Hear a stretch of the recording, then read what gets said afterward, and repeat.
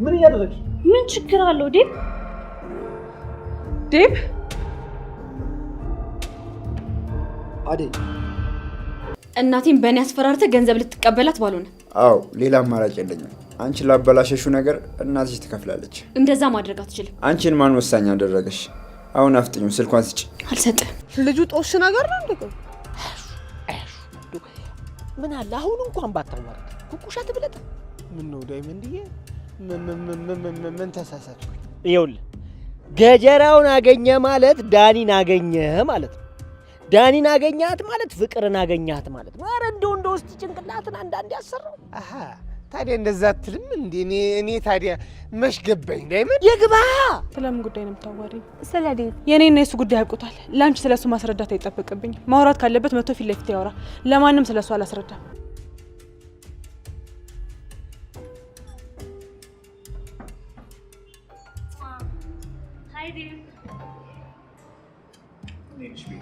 የኔ ቆንጆ እንኳን ደህና መጣሽ። እንኳን ደህና ቆያችሁ ማም። ሄዱ እናንተ ተጫወቱ፣ እኔ ገብቼ ትንሽ እረፍት ላድርግ። ማሚ ምን ነው ዴብዬ፣ ፈራሃት እንዴ? ቤሪ እኮ ናት፣ ትልቅ ልጅ ሆነችብህ አይደለ? አይዞህ አትፍራ የኔ ንጉስ።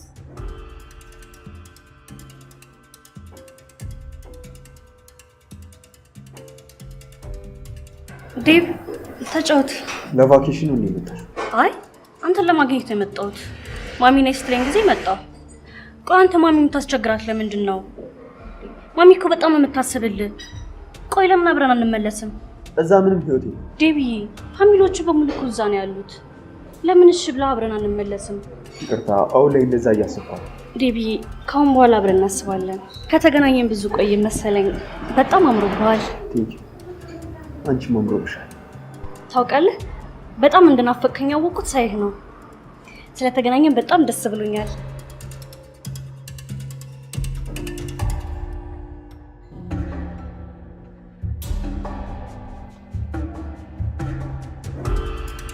ዶክተር ለምንድን ነው እዚህ በቃ ነው? ምሳ ልጋብዝሽ። አብዛኛውን ጊዜ ኮቪራ የተገናኘን ጓደኛ ነው። በጣም አመሰግናለሁ።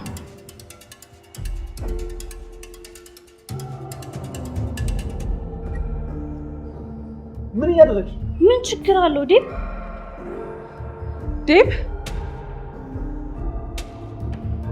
አዴ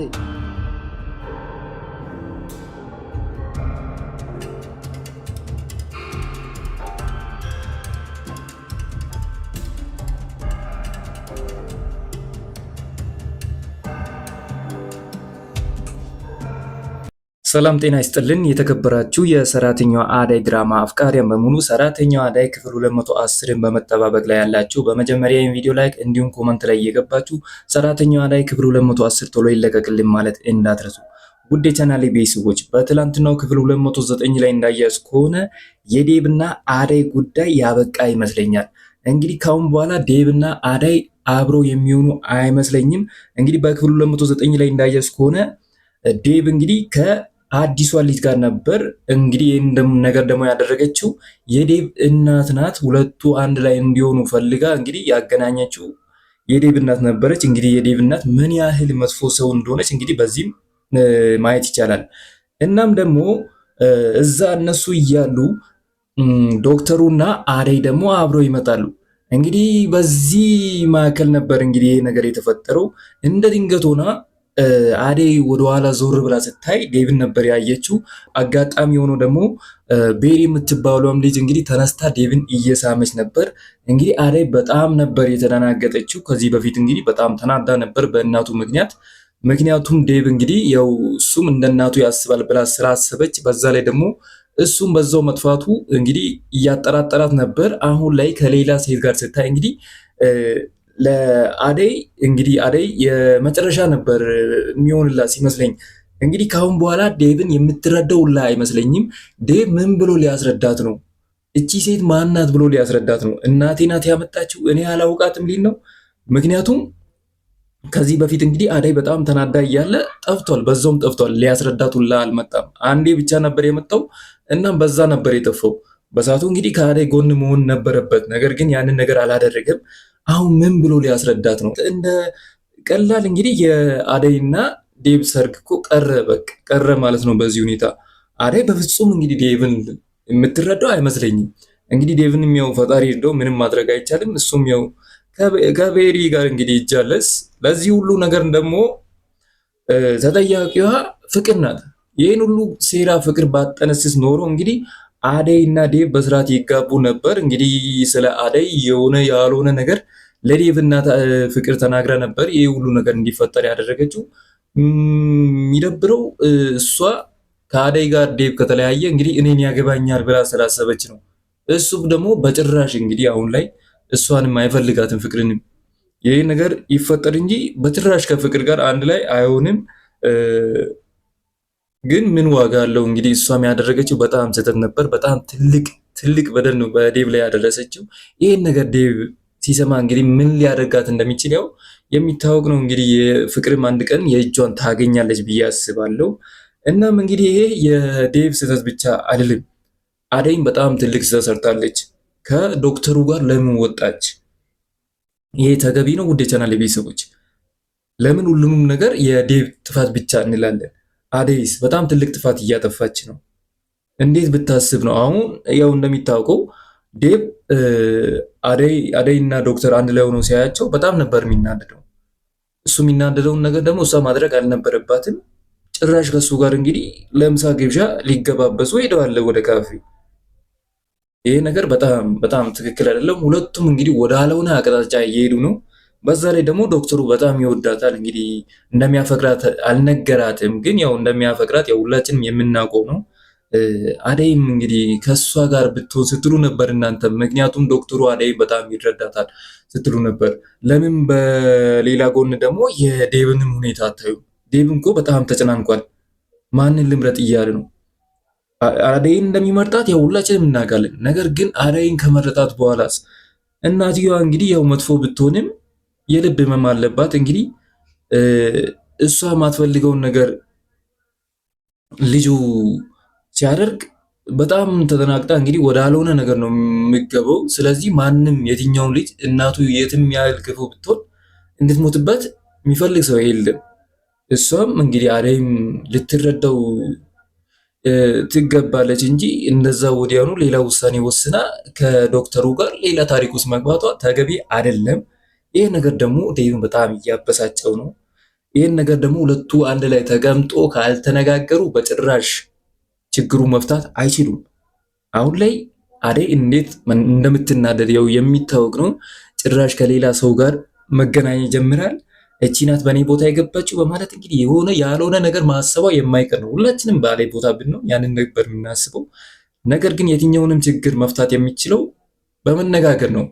ስለዚህ አደይና ዴቭ ቢነጋገሩ፣ ዶክተሩን በሁለቱ መካከል ባይገባ ባይነኝ እንደ ሀሳቡ ነው። ሁለቱን ከተለያዩ በኋላ ዶክተሩን ቢገባ አሪፍ ነው። ነገር ግን ሁለቱ እንግዲህ አሁን ላይ ባለመስማማታቸው ምክንያት ያችን ክፍተት እንግዲህ እንደ አጋጣሚ ለመጠቀም ማሰቡ ትክክል አይደለም። ይሄ ራስ ወዳድነት ነው። ዶክተሩን በጣም ትልቅ ስህተት እየሰራ ነው። ነገር ግን ሁለቱ በቃ የኔና የአንተ ነገር በቅቷል ብሎ ሁለቱ ተነጋግሩ ከተለያዩ በኋላ ዶክተሩም አደይም ቢቀርባት አሪፍ ነው። ነገር ግን ዶክተሩ የቀረባት በእንደዛም አይነት መልክ አይደለም። እንግዲህ አደይ አሁን ላይ ሰው ያስፈልጋታል። ስለዚህ እንደምንም ብዬ ከጎን ሆናለሁ በማለት ሌላ ነገር አስቦ ነው የቀረበው። ቢሆንም እስቲ ይሁን ወደፊት ደግሞ እስቲ አደይ ከዴቭ እና ዶክተር ማንን እንደምትመርጥ አብረን የምናየው ይሆናል። ሌላው ደግሞ በባለፈው ክፍል 208 ላይ እንግዲህ የዴቭ እናት አደይን በትራስ አፍና እያለ ነበር የተቋረጠው። ሁላችንም እንግዲህ እውነት መስሎን ነበር። ያው በክፍል 209 ላይ እንዳያችሁ ደግሞ እየቃዠች ነበር፣ በህልሟ ነበር። እንግዲህ ያው በህልሟ መሆኑ በጣም አሪፍ ነው። ከዛ በኋላስ አደይ እንግዲህ እቺ ሴት ለእኔ ጥሩ አይደለችም፣ ዴቭን ባገባው እንኳን ትገለኛለች ብላ ነው የምታስበው። እንግዲህ ህልሟ እንግዲህ እውነት እንደሆነ አድርጋ ነው የምታስበው። ቢሆንም ግን ህልም መሆኑ በጀ እንጂ እንኳንስ እውነት አልሆነም። እስቲ እናንተስ በዚህ ጉዳይ ለምን ትላላችሁ? ሀሳብ አስተያየታችሁን ኮመንት ላይ ማስቀመጥ እንዳትረሱ። ሌላው ደግሞ ከዴቭ እናት እንግዲህ የፍቅር እናት ሳትገላገል አትቀርም። ከሷ ንትርክና ጭቅጭቅ፣ ከሷ መጨማለቅ እንግዲህ ተገላግላለች። ሁሉም ነገር በቃ የሆነ እንከን አታጣም። ቤት በመጣች ቁጥር አሁን ይሄ ቤት ተጸዳ ነው ይሄ ሁሉ አቧራ ትላለች። በተጸዳ ፏ ባለ ቤት ውስጥ ገብታ እንግዲህ የሆነ ነገር ትላለች። እንዴት ብትመጻደቅ ነው? ምን ያህል ንጹህ ብትሆን ነው እሷስ እንዲህ የምትለው? እንደሚታወቀው ያው የፍቅር እናት በጣም የዋናት በጣም ደስ የምትላን ሁላችሁም ያው እንደምትወዷት ያው እናውቃለን። ነገር ግን አንሶላ ቆሻሻ አንሶላ ስለሆነ ያው ሰውነቴ እንዲህ ተበላሽቶ ቤታችሁ ንጹህ አይደለም ይሸታል ምናምን ማለቷ በቃ የፍቅር እናትን በጣም ስለጎዳት እሷ ሄዳለሁ ስትል ችግር የለውም ካልተመቸሽ መሄድ ትችያለሽ ነበር ያለችው። እንኳንስ እንዲሁ በቀላሉ ተገላገለች። ምክንያቱም አትችላትም። በየቀኑ እሷ የአንዳንድ ችግር አታጣም። አንድ ቀን ስታመሰግን አይታታቅም። ሁሌ በቃ የሆነ ጥፋት እንደለቃቀመች። ስለዚህ የዴቭ እናት አሁን ላይ ከነ ፍቅር ቤት ወጥታለች። የፍቅር እናትም እንግዲህ ተገላግላለች። ትንሽ ቢከፋትም እንዴት እንዲህ ትናገረኛለች ብላ እንግዲህ ያው እንደሚከፋት ያው እናውቃለን። እሷ ያጠፋችው ነገር የለም። ይበልጥ ለሷ የተለየ እንክብካቤ እያደረገች እያለ እንዲህ ብላ መውጣቷ በጣም ቢያሳዝንም እንግዲህ ከነ ፍቅር ቤት ወጥታለች። ልክ ከነ ፍቅር ቤት እንደወጣች ከአደይ ህይወትም ውልቅ ብላ ብትወጣ ደስ ይለናል የምትሉ እስቲ ሀሳብ አስተያየታችሁን ኮመንት ላይ አስቀምጡና ወደፊት ምን እንደሚፈጠር አብረን የምናየው ይሆናል። ሌላው ደግሞ ወደ ዳኒና ፍቅር ስንመጣ እንግዲህ ዳኒ ፍቅርን አግቷታል። ያገተበት ምክንያት እንግዲህ ከዚህ በፊት የሰጣትን የቤት ካርታ አሳልፈሽ ለሌሊ ሰጥተሻል በማለት እንግዲህ ተናዶ ነበር። ነገር ግን በክፍል 209 ላይ እንዳያዝ ከሆነ ዳኒ እንግዲህ እህቱን ከጠየቀ በኋላ ፍቅርን ሊጠቀምባት አስበዋል። እንዴት ነው ካላችሁ እንግዲህ ፍቅርን ይዟት ለፍቅር እና ደውለው እንግዲህ ይህን ያህል ገንዘብ ካልሰጠሽ ልጅሽን አልለቅም በማለት እንግዲህ የሆነ መላ ሊቀባበል ፈልገው ነው። ያ መላ ደግሞ ያው የፈለገው ለቤዛ ነው። ቤዛ እንግዲህ የሚያስመልጠኝ ሰው አግኝቻለሁ፣ ስለዚህ ገንዘብ አምጣልኝ ብላ ለወንድሟ ተናግራለች። እናም ውድ ቻናል ቤተሰቦች ቤዛ እስከዛ እስር ቤት ታመልጣለች ወይስ አታመልጥም የሚለውም በቀጣይ ክፍል የምናየው ይሆናል። የእናንተ ሀሳብ ግን ምን ይመስላል? ታመልጣለች ወይስ አታመልጥም? ሀሳብ አስተያየታችሁን ኮመንት ላይ አስቀምጡልና በቀጣይ ክፍል አብረን የምናየው ይሆናል። እናም ውድ የቻናል ቤተሰቦች ሌላው ደግሞ እንግዲህ ዳኒ ወደ ፖሊሱ ጋር ሄዶ ስለ ገጀራው እንግዲህ ቤዛ እንደዛ እንዳላደረገች ሁሉንም ነገር እንግዲህ ያደረገው ገጀራው እንደሆነ ገጀራው ቤዛ እንደሚያስገድዳት ተናግረው ነበር። ፖሊሱ ግን አላመነውም። ነገር ግን ለማጣራት ፈልጓል። በዚህ ነገር ውስጥ የገጀራው እጅ ካለበት እንግዲህ እሱም ይጠየቃል ነበር ያለው። ዳኒ ግን የመሰለው እንግዲህ ገጀራው ከተያዘ እህቱ የምትለቀቅ ነበር የመሰለው። ቢሆንም ግን በጭራሽ እንደዛ አይሆንም። ምክንያቱም ወንጀሉን የሰራችው እህቱ ናት። በራሷ እጅ በራሷ ፍቃድ ስለሰራች እንግዲህ እሷም ከተጠያቂነት አታመልጥም። ቢሆንም ግን ገጀራው እስከተያዘ በኋላ ምን የሚፈጠር ይመስላችኋል? እንደኔው ሀሳብ ከሆነ እንግዲህ ገጀራው ከተያዘ ማለት ዳኒም መያዙ አይቀርም። ምክንያቱም ገጀራው ዳኒም አብሮም እየሰራን ነበር በማለት እሱንም እንግዲህ አሳልፎ እንደማይሰጥ ያው ምንም ጥርጥር የለውም። ስለዚህ አሳልፎ ይሰጠዋል ብዬ ነው የማስበው። እናንተስ እስኪ ምን ትላላችሁ? ሀሳብ አስተያየታችሁን ኮመንት ላይ አስቀምጡና በቀጣይ ክፍል አብረን የምናየው ይሆናል። ነገር ግን ዳኒ ፍቅርን አግቷት እንግዲህ ያው ገንዘብ ከእናቱ ሊቀበል ነበር። ይህ ነገር ግን የሚሳካለት ይመስላችኋል? እስቲ ሀሳብ አስተያየታችሁን ኮመንት ላይ አስቀምጡልን። እኔ ሲመስለኝ ግን አሁን ላይ እንግዲህ አሹም ዳይመንድም ኩኩሻም ሆኖ እንግዲህ ፍቅርን እየፈለጓት ነው። ፍቅርን ለማግኘት ደግሞ በመጀመሪያ ዳኒ ማግኘት አለባቸው። ዳኒ ደግሞ የት እንዳለ ያው ኩኩሻ ታውቃለች። ስለዚህ ዳኒ ያለበት ቦታ ኩኩሻ ይዛው እየሄደች ነበር ሲመስለኝ። የዳኒ ሀሳብ የሚከሽፍ እየመሰለኝ ነው። ምክንያቱም ዳኒ አሹና ዳይመንድን ይዛ ከሄደች ፍቅርን ያው ከዛ ችግር ውስጥ እንደሚያወጡ ነው የተረዳሁት። እናም በአሁኑ እንግዲህ የዳኒ ሀሳብ እንግዲህ የሚሳካለት አይመስለኝም። ቢሆንም ግን እስቲ ለእህቱ ብሎ ይህን ሁሉ ነገር የሚያደርገው ያው ምንም ማድረግ አይቻልም።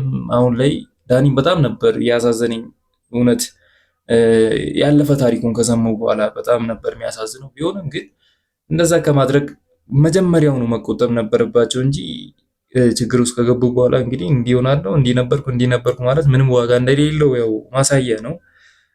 ሌላው ደግሞ ወደ ለሊና ገጀራው ስንመጣ እንግዲህ ገጀራው የለሊ እናቴ ናት። ስለዚህ ቤቱ እኔንም ይመለከተኛል ድርሻዬን እፈልጋለሁ እያለ ነበር። በዛ ጉዳይ እንግዲህ ከባቡሬ ጋር እያወሩ እያለ ባቡሬ በጣም ተናዶ ሁለተኛ እንደዛ እንዳታስብ፣ ሁለተኛ ለሊን ለመጉዳት ብለ እንደዚህ አይነት እቅድ ለማውጣት ካሰብ እገላለሁ በማለት እንግዲህ ተስታ ነበር የገባለት። በቦታው እንግዲህ ገጀራውን ትንሽ ጎቶት ነበር። ቢሆንም ግን ባቡሬ ይመቸው። ምን ያህል ለሊን እንደሚወዳት ለሊን ለመጉዳት ያሰቡ ሰዎችን እንግዲህ እነሱን ሰዎች ለሊን ከነሱ ሰዎች ምን ያህል እንደሚጠብቀው ማሳያ ነው። በጣም ነበር የተመቸኝ። ባቡሬ እውነት ይመቸው ነው የሚለው። ሌላኛው ደግሞ ወደ ዳይመንድ እና ኩኩሻ ስንመጣ እነዚህ ልጆች እንግዲህ ለምን እንደሚጣሉ አይታወቅም። በጣም ይዋደዳሉ። አሁን ላይ ኩኩሻ እንግዲህ ዳይመንድን ባየች ቁጥር መርበትበት ጀምራለች፣ መወዛቀም፣ መደናበር ጀምራለች። ያ ማለት ደግሞ እንግዲህ ገብቶላታል ማለት ነው። ፎንቃ ይዟታል ከዳይመንድ። ዳይመንድም እንግዲህ ሳይወዳት አይቀርም። እነሱ በፍቅር የሚሆኑበት ጊዜ ነበር የናፈቀኝ። በዛ ላይ በቃ የዳይመንድ አነጋገር እንዴት አባቱ እንደሚያዝናናኝ። እስቲ ዳይመንድ የሚያዝናናችሁ የሚያስቃችሁ እስቲ ኮመንት ላይ አለን በሉ። እንግዲህ ዳይመንድ ሁኔታው ሁሉ ነገሩ በተለይ የሚያቀሳስረው ነገር በጣም ነበር የሚመቸኝ። እንግዲህ አንዱን ከአንዱ ጋር ለማባላት እሱ የሚያቀሳስረው ነገር በጣም ነበር የተመቸኝ። እስቲ የተመቻችሁ ካላችሁ አለን በሉ። እንግዲህ እሱ ለሁሉም ያሽቃብጣል። ለተመቸው ሰው እየተገላበጠ እንደ ቂጣ እየተገላበጠ ለሁሉም ያሽቃብጣል። የዜግነት ግዴታዬ ነው ማሽቃበጥ ብሎ እንግዲህ እያሽቃበጠ ነው። ለኔም በጣም ነበር የተመቸኝ። ዳይመንድዬ በዚሁ ቀጥል ነው የምለው። እና ውድ የቻናል ቤተሰቦች እስከዚሁ ድረስ መምጣታችሁ ካልቀረ ሁሌም እንደምላችሁ ለዚህ ቻናል አዲስ ከሆኑ ሰብስክራይብ፣ እንዲሁም ይህ ቪዲዮ ለብዙ ሰው እንዲደርስ ላይክ ማድረግ እንዳትረሱ እያልኩ እኔ ከወዲሁ ልሰናበታችሁ። ሁላችሁም በያላችሁበት መልካም ጊዜ ይሁንላችሁ። ቻው ቻው።